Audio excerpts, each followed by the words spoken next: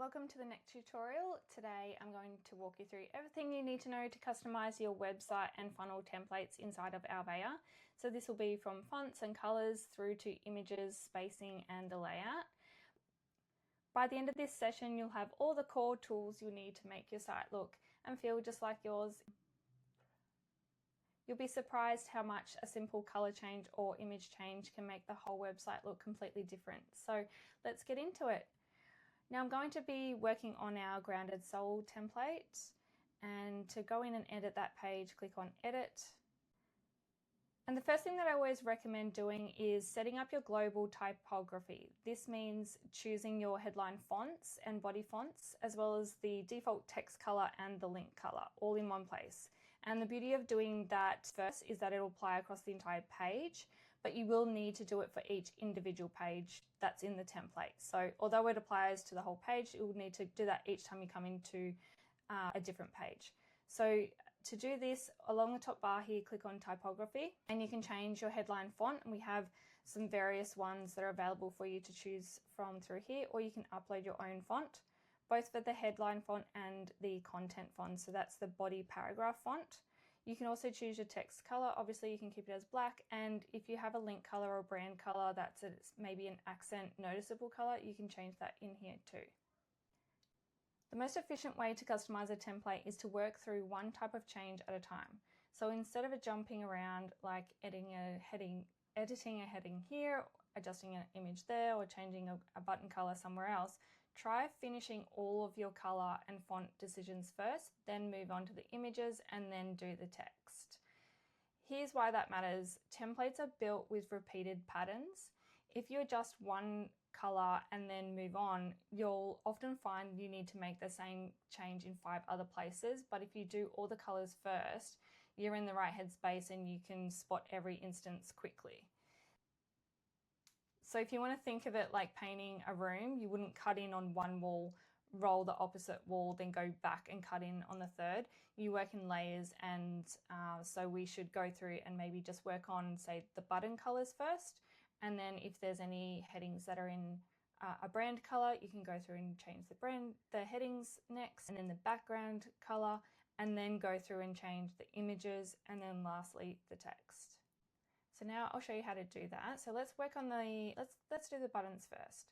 So here, if you've already set up your brand colors, you'll be able to grab that color automatically. If you scroll down to the bottom of the buttons, background color here, and say if we were wanting to use this color, let's do something completely different.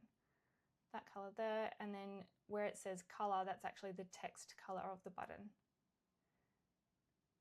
Just choose black.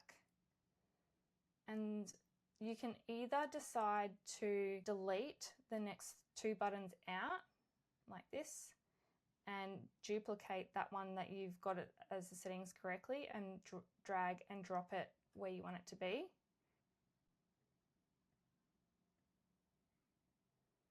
And then just go through and change the link on each of those. Or you can manually change the settings on each of the buttons that's already there. The link settings for the buttons are about halfway down, or almost at the bottom, and where it says button actions link to, and you can say go to a page, or you can choose go to a URL or a download file, whatever it is that your call to action is trying to achieve. If you're wanting to change the width of the buttons or the padding that's around it, that's achieved in the style sections of the button.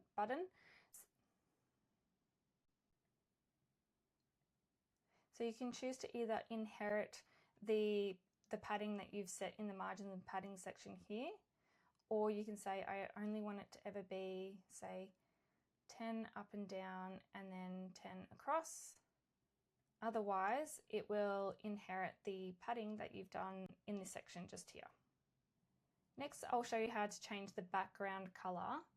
And if you click on where it's green, and we'll go to general. So now you can see that it's selected as this section. So sections are green, rows are blue, columns are purple. You'll see here that the background color has shown up here. One thing that I did miss telling you beforehand is that you can change the background color of the entire page if you need to. So for this one, it's already set as one of the brand colors. If you're wanting to just set it as white, you can do that, and you'll notice that everything that had a transparent background on a section is now back to white, whereas if I change it here, it will move across. Whereas if I change it in the page settings of the background color, it will change to whatever that color is. Most of the time, the background color will be set in the section level. However, there may be some instances where the row is pushed all the way out to the edges, and you need to change the background color of the row section. One way to easily find that out is if you click into layers and then page and click on section, and then you can click on the row. And if you see that the row has a color in there and doesn't have that red line through it, then that means that the color has been set within the row, not the section. However, I have tried to keep most of the background colors either as the page overall color or a section. Now to change the color of the text, if you need to, you click in the box that you're wanting to change and scroll in the general tab down to color here.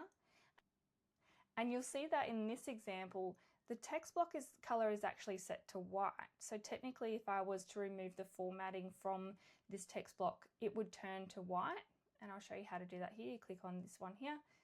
And that's because it's reverting to the settings of the text block.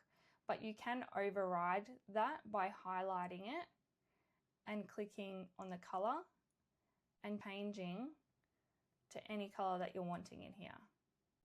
I do prefer to change the color actually within the text box settings if you can.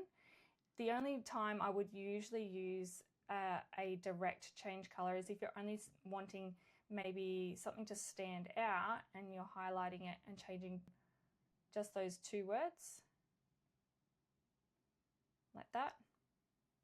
So that's the only case really where I would say change it directly in the text box. Otherwise, try to keep it uniform and changing it actually in the settings of the text block. When it comes to the colors of your social media icons at the bottom, you can't change the icon color, but you can choose a different color within social media icons down the bottom here. So we have these options here, so a light version, dark version, and then the colored version as well. You can't actually change it to your brand colors, so just keep that in mind. So you would just swap one of these out for the one that's on there now.